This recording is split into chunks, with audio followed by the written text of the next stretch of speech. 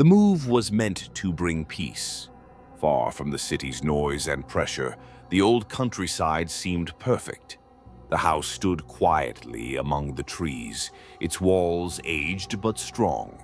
It was a place to rest, to think, and to design again. On the first morning, there was something odd. A narrow hallway appeared where there had only been a blank wall the day before. At the end of it, a small room, unfinished, dusty, but clearly built recently. It wasn't in the blueprints. No memory of it. Just there. At first, it felt like a trick of the mind. Maybe the room had always been there, just unnoticed. But then came the second morning. Another room. This one held a bookshelf filled with sketchbooks and models. Some were old designs, long forgotten or abandoned.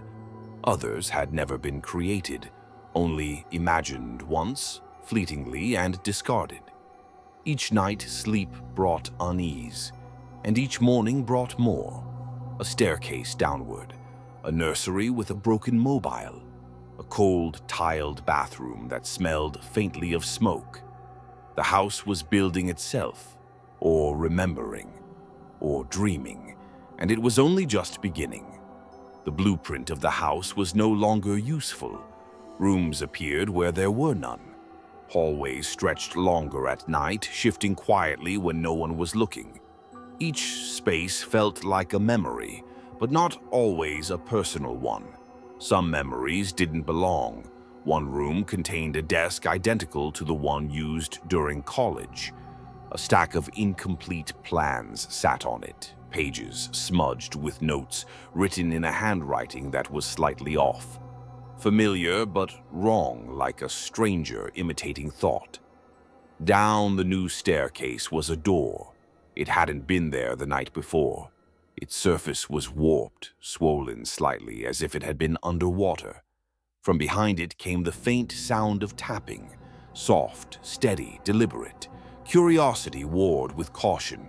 The door remained closed, but the tapping returned every night, always louder than the last. On the fifth morning, one of the walls in the original part of the house had disappeared entirely. In its place, a long corridor stretched into darkness. The temperature dropped every step forward. Along the walls, faded portraits of faces that looked almost familiar, as if pulled from distant dreams or childhood fears. The deeper the house grew, the harder it became to tell where memory ended and architecture began. Something was building, not just rooms, but something waiting inside them. Nights became longer, sleep thinner. Every creak in the floor, every whisper of wind through the walls felt intentional, like the house was breathing, watching.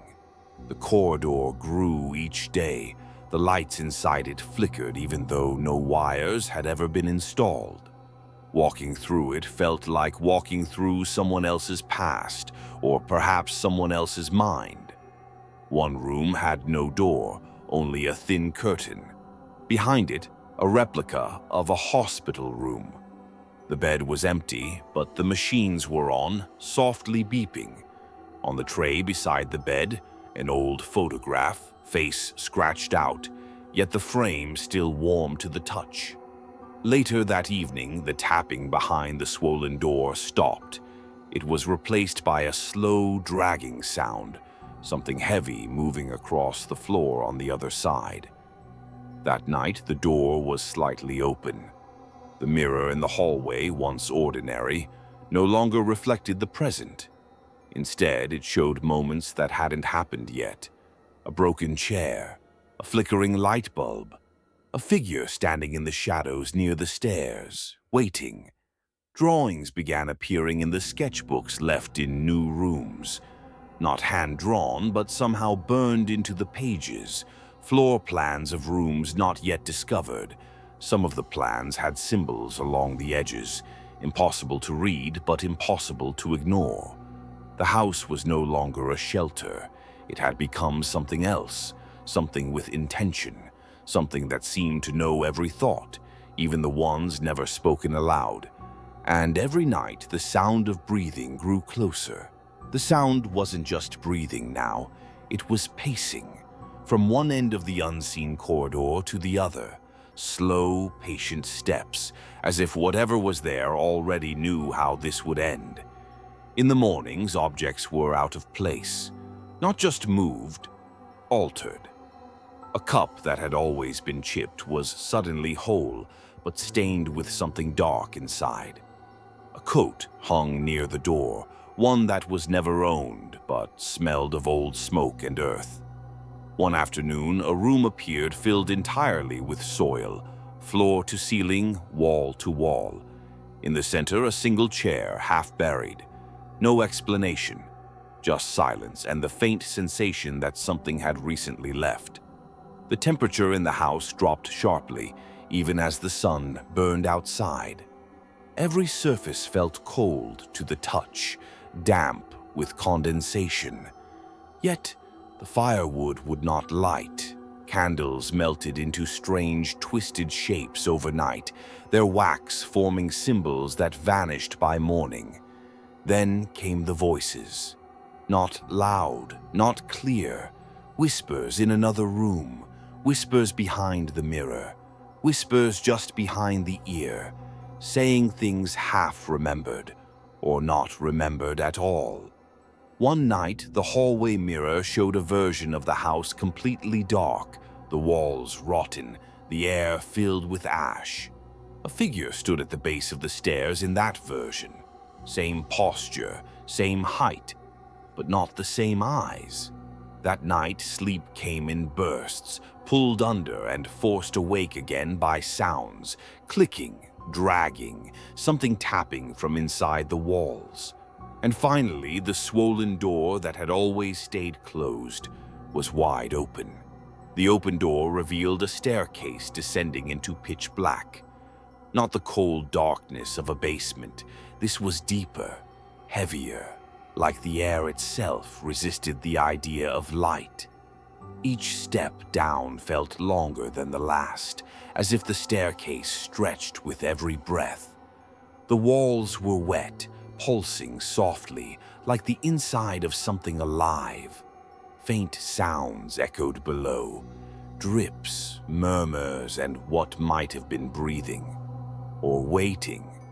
At the bottom, a chamber, massive, silent, a place that shouldn't fit beneath the house. In the center stood a table made of scorched wood, split by deep cracks. On it rested objects, a pair of broken glasses, a child's toy, a page torn from a journal. Each one painfully familiar, each one lost long ago, some forgotten completely. Carved into the stone around the room were words in no known language, yet the meaning came through. You brought this with you. As the chamber was explored, movement flickered along the edges of vision. Shapes in the dark, not walking, not crawling, shifting as if the darkness itself had taken notice. On the far wall was a mirror unlike the others.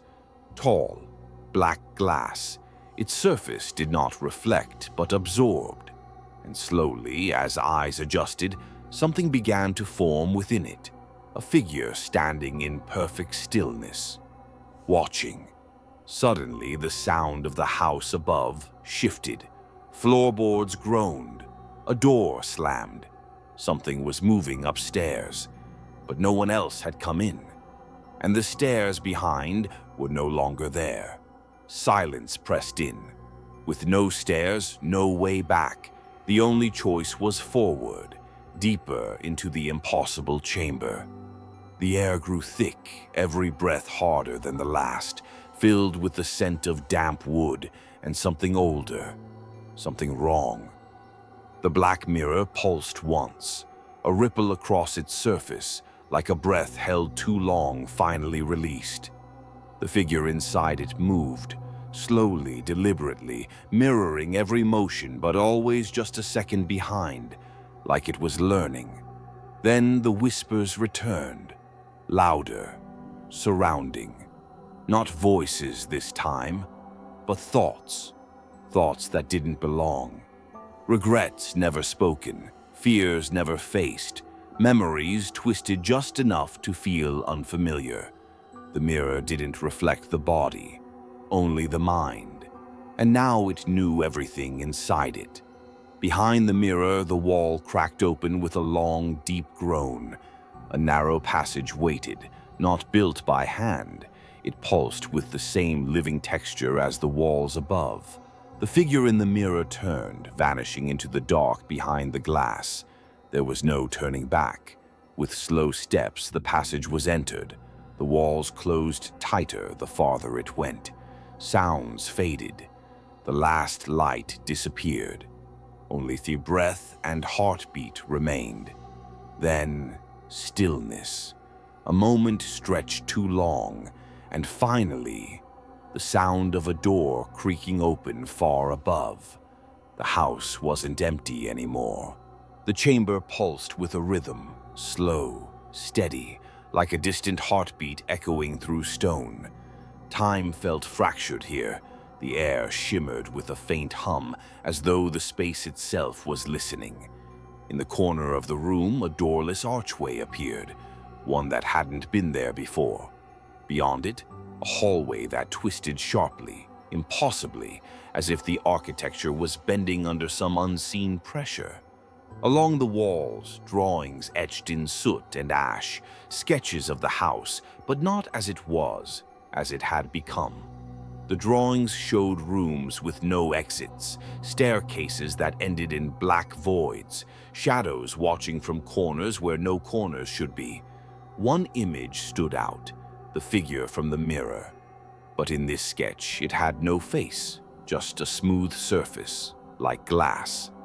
Beneath it, a single phrase scratched in jagged strokes. Only one can leave. The passage led to a smaller room. In the center, a chair, old, familiar. Facing another mirror, this one perfectly clear. Sitting down felt like instinct. As soon as the body met the chair, the mirror lit up, not with reflection, but memory. Rapid, fragmented moments flashed across the glass. Childhood dreams, buried guilt, glimpses of fear that had no name.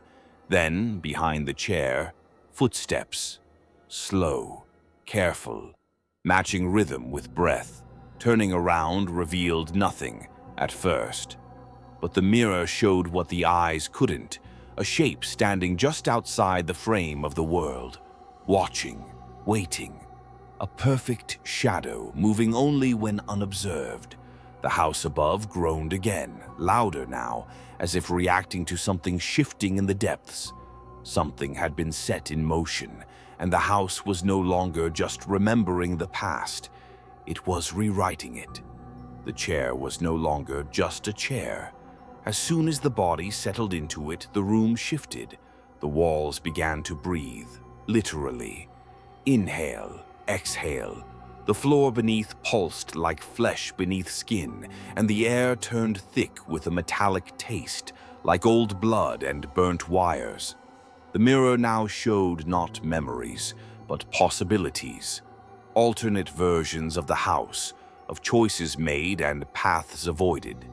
In one, the front door was left open, and the entire house was swallowed in vines. In another, the staircase never existed. In a third, the figure from the mirror had already taken its place in the real world. And then the voices began to speak again, but this time clearly.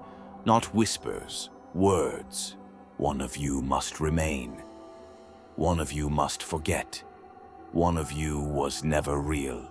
Footsteps echoed from the corridor behind, closer, louder. This time they did not hesitate. The figure emerged, not from the shadows, but from the mirror itself, stepping through as if the glass were only water. It stood still, identical in shape, but its presence was suffocating, like it had waited forever for this moment. It did not speak. It didn't have to. The message was clear. The house had never been haunted. The house was a vessel, and the figure, a reflection made real, was the part that had been left behind too long. A thought, a regret, a memory so strong it carved itself into the walls. Then the mirror cracked, not shattered but fractured, splitting reality down the middle. The house groaned again above, the same groan heard before. Only this time, it came from inside. Something had taken root. The fracture in the mirror spread slowly, like ice, crawling across still water. Each crack whispered, not with sound, but with memory. And with each breath, the chamber grew dimmer, as though the light itself was retreating. The figure, no longer just a shadow, moved closer, its features blurred, constantly shifting between familiarity and distortion. For a moment, it looked exactly like the one in the chair. Then it looked older. Then it looked hollow. It raised a hand. So did the one in the chair, not as mimicry, but as response. The mirror pulsed one last time, and all sound dropped away. A choice was being made, or had already been made. Behind the walls, the house groaned louder than ever. Wood twisted, stone cracked. Rooms collapsed and rebuilt themselves in seconds. It wasn't a structure anymore. It was a mind folding in on itself. The lights went out. Silence. Then a creak. Somewhere far above, the front door slowly opened. A soft breeze entered, carrying with it the scent of soil and fire. Footsteps echoed faintly on wooden floors. A figure stepped out of the house. Same shape, same voice, but no way to tell if it was the original or the one from the mirror. And the house behind stood quiet, waiting, as if nothing had ever happened. But inside, beneath the floorboards, beyond the false walls and impossible corridors, a second chair now sat in the dark, and it wasn't empty.